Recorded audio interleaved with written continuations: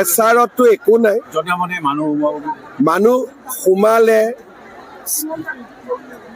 যদি যধে মধে সোমালে থাকিব ক'ত, খুৱাব কোনে?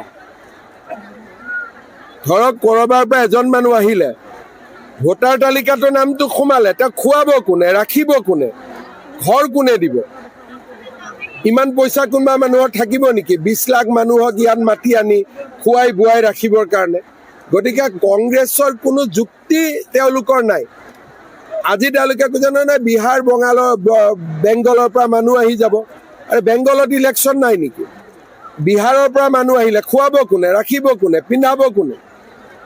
এইবিলাক বাস্তৱ কথা হ'ব পাৰে নেকি? গতিকে কংগ্ৰেছে অবাস্তৱ কথা কৈ থাকে। যেনেকে কৈছিল CA সময়ত কিমান কোটি মানুহ আহিব বুলি কৈছিল, 1.5 কোটি মানুহ আহিব বুলি কৈছিল, এজনো আহিলে নেকি?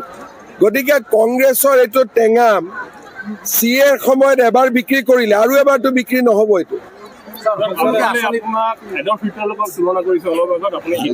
যি কৈছে কৈ থাকক ভাই, মোৰ কামটো কি আছে?